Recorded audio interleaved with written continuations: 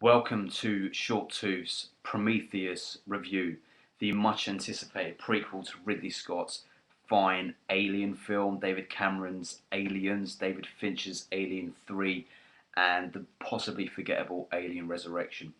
I went to see a screening of this last night on opening night in 3D, and I'm about to take you through my review of a film which I've been looking forward to for months and months on end. So, give you a bit of context first. I'm sure most of you are aware that this is a film that Ridley Scott has been wanting to make for a very, very long time. When Ridley Scott directed the first Alien, he was a little bit disenchanted with all the follow-ups that came afterwards, mainly because they all seemed consistently, so let me just change the lighting on this, they all seemed very, very consistently to leave out a key part of the Alien film and not address it. Now, I'm going to take into account that hopefully most people who are watching this have seen Alien and some of the subsequent films. In Alien, when the Nostromo crew first start exploring the crashed spacecraft on the planet they land on, they discover as Ridley Scott calls it, the big guy in the chair. There's a scene where they go into the spacecraft and there is this very, very Geiger stylized, mechanized, biological being in a huge chair, almost elephantine he looks, and what appears to be like a huge gun or some huge panel leading up from the chair that he's sitting in. And they explore that in Alien for maybe 30 seconds, 40 seconds, and they discover that something's burst out of his chest, and then the film moves on. And none of the subsequent Alien films ever addressed that issue, ever addressed who this person was, what this person was, or what it meant, why it was there.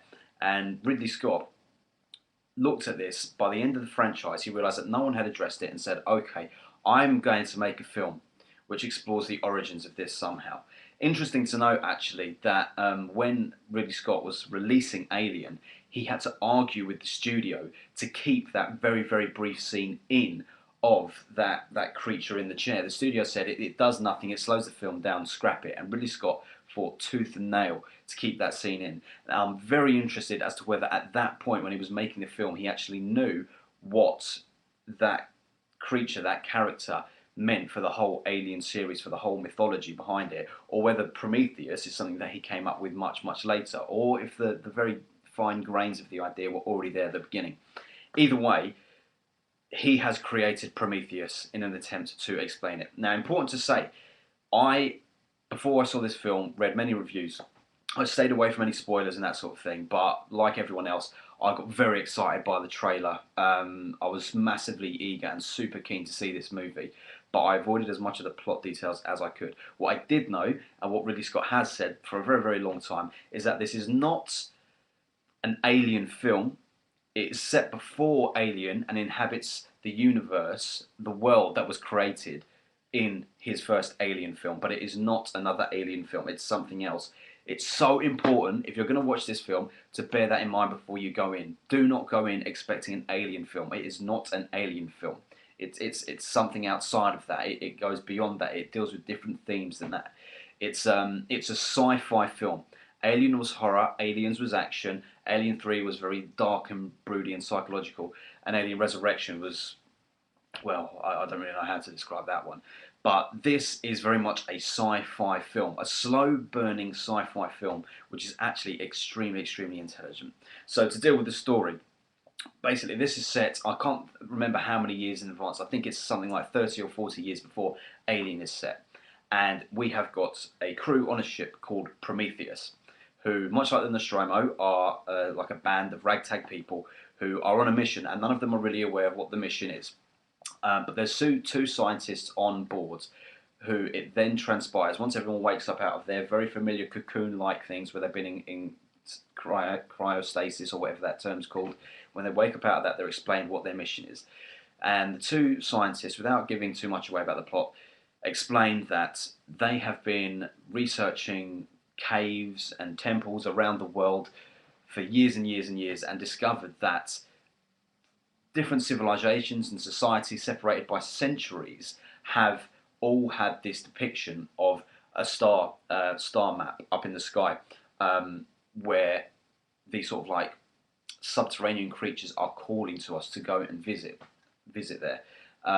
Now, they have become obsessed with the idea that it's not a map to just find alien creatures, but what it is, in fact, is a series of invitations across the world for whoever it is up there, calling out to humanity, the human race, to come and visit.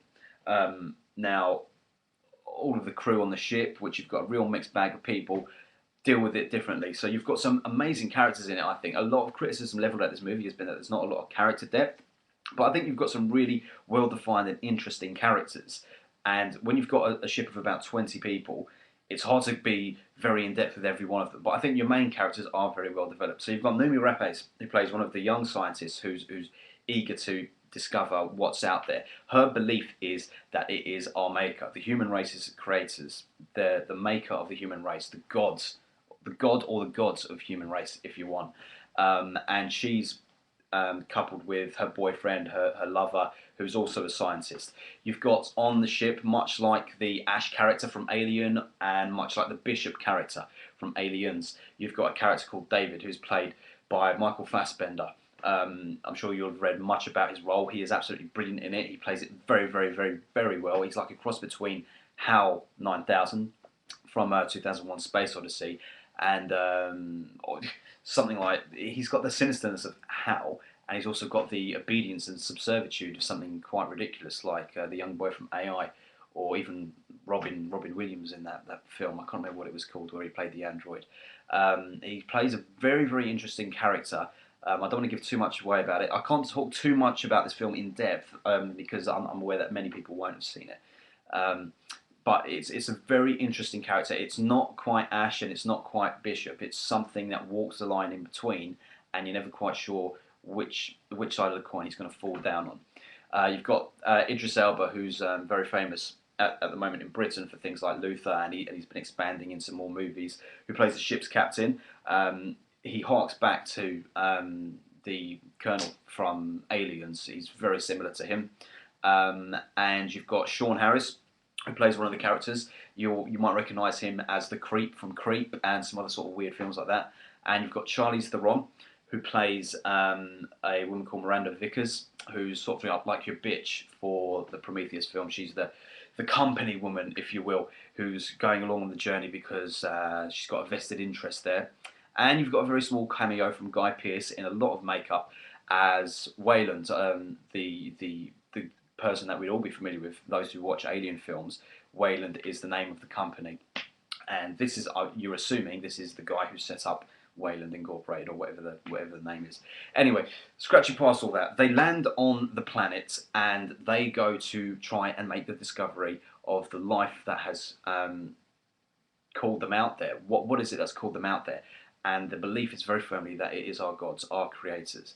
Now, without giving too much away, without talking too much in detail more about the plot, I will say that the space jockeys, which is what Ridley Scott has dubbed that character that was sitting in the chair from Alien, they are integral to the plot, and this is what this film is about. It's more about the space jockeys than it ever is about aliens. This film is about who we are, why we're here, who created us. It's that desire to meet your maker, and also it deals a lot with issues of mortality, with issues of what it is to be human, and with this obsession with asking questions, the why, always wanting to know more. What is it that we're here for? Why were we created? Why were we then abandoned if we were created? And there's a lot of very complex issues that then come out of it. Now, first and foremost, seeing this film in 3D is an absolute must. This is the best film I have seen in 3D. I'm not a fan of 3D films. I think it's quite gimmicky, particularly when you go and see a 3D film. When it comes out on Blu-ray, I'm going to watch it on Blu-ray. I'm not going to be watching it on 3D. I'm not one of these people that's going to be buying a 3D TV. I think that's far too gimmicky. Films should still be about story. They should be about structure and story, and they need to tell a good tale. They need to spin a good yarn, as Ridley Scott puts it. And he does spin a good yarn in this film. On screen, though, in 3D, it was absolutely amazing. The very opening of the film, the first 2 to 3 minutes, are some of the best 3D I've ever seen. And it doesn't rely on gimmicks. It's not things coming at the screen and everything. It's landscapes. It's beautiful, beautiful landscapes, which are so crystal clear and feel so vibrant that you feel like you're there. And you're then confronted with this first thing 2-3 minutes into the film, which is very, very interesting, which I can't talk too much about. In terms of the performances, Noomi Rapace gives a great performance as the sort of prototype for Ripley. She is no Ripley, I will say that, but she's not supposed to be. She's actually, if anything, a bit more human, a bit more vulnerable. She does have femininity. She does get scared, and she does have her flaws, but she's very, very human, and she truly comes through the film, comes out of the film as being a particularly strong character. Out of everyone in there, she is a particularly strong character. David, the android, is amazingly well acted by Michael Fassbender, but only in as much as you can be when you're playing a robot. This isn't like Ash, who had very human traits and was almost unbelievable in the fact that he could be an android because he was so human. Michael Fassbender very much plays this as a android character, and it's constantly addressed that he is an android. It's never at any point, or a synthetic person, as Bishop would have it said. Um, it's always played that he is that. It's not a case of is he human, isn't he human. Now, as you go through the film, it is very, very slow burning. It's like a slow burn horror with elements of horror, but it's really a slow burning psychological, philosophical film, which raises a lot and a lot of questions. It deals with, well, as I've said, about the themes it deals with, and it delves into that, and it gives us little teasers into that through different facets of different characters and through different bits of exploration. Now, those who are expecting an all-out shoot-up fest with aliens throughout, you're not going to get that. This isn't an action film, and it's not a jump-out of your skin horror film. It's neither of those things. Don't expect that, because if you want that, then you will be disappointed. I can see why some Alien fans might be disappointed with this film if that's what they're expecting, but it's not. It's so important to remember that this is not an Alien film. This is Prometheus. This is set before Alien, before anything you've seen in Alien. It's those aliens in Alien, or aliens, weren't even around when Prometheus existed, when Prometheus landed on that planet. But what is great is that there are a lot of nudges and winks to things that we are aware of as fans of the Alien franchise. There's a lot of things that people will recognise in there, and a lot of things that will get people excited, enough to whet their appetite. And the film does build up to something of a climax, which is mind-blowing, and it actually deals with quite adult and prophetic themes, actually, and it really leaves people questioning whether or not there are going to be further films, and whether or not we even need further films. I would be quite happy with this Prometheus to be a standalone film. From what I understand, there are talks of a sequel and a third. Not sequel for the sake of sequel, but because this story could very well continue. But I think we don't need it. I think it's perfect to end the way it did, because it does all it needs to do, and it still raises questions that get us thinking and get us as an audience to engage and make the leap between Prometheus and the first Alien film. Ridley Scott has said that he foresees 2 more films before we get to that link where Alien is. So at the end of Prometheus, you're not meant to say, all right, so that's why everything happened in Alien. It's not the case. Ridley Scott has said that he could see 2 more films taking place. That's not to say he will make 2 more films, but he thinks that 2 more films would be necessary in order to make the link directly to that first Alien film. But do we need that? I don't think so. And particularly on this film, which doesn't spend so much time dealing with the Nostromo and the Alien storyline, we don't need it. It's not about how do we link it to that. It's not about that. Do we really need that? We don't need to be spoon-fed everything. This is about wider issues and a wider picture. Look, this is a way to put it.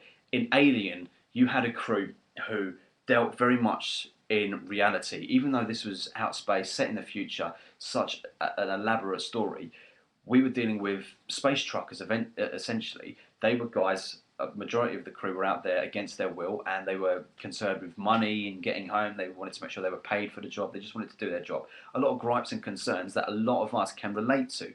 But in Prometheus, the questions are much bigger than that. There's a few throwaway lines about money and stuff like that, but really the issues are so much bigger. It's about us. It's about where do we come from, that eternal question. And it's not to be confused with any religious analogy. There are some religious elements in it, but it's much, much bigger than that. And me personally, the way that they deal with where we came from and what happened subsequently after that is better than any Holy Bible chapter I've ever read. Not that I even read the Holy Bible. I wouldn't read fiction. And the way that they deal with our creators is fantastic. The explanation for everything is amazing. And the end of it, which sort of I can't reveal too much, but there's some nice elements towards the end which will really excite people. Was dealt with brilliantly, and the concepts. Basically, put it this way: the very final scene of the film that takes place, I think, is so much more than a bit of excitement. It is dealing with a monster that we had no idea about its roots, and now we're seeing something in its roots that is so much more frightening, in my opinion, than just some life form that grew on a planet. It's so hard to review the film without being able to talk about some of the finer details in there. But I fully recommend this. I recommend this for anyone who loves the Alien films, who wants to see a subchapter. It's like, it's like saying you're going to watch a film about Ripley, what her life was like on Earth, for example, before she even met the aliens. So it's got hints of the Alien film, but it's not going to be an Alien film. This has hints of the Alien franchise, but it is not an Alien film. It's absolutely brilliant in its own right. It's Ridley Scott seems to have this obsession, not this obsession, but this curiosity into what it is to be human, what makes us human, as was explored in Blade Runner, a film I'm a massive fan of.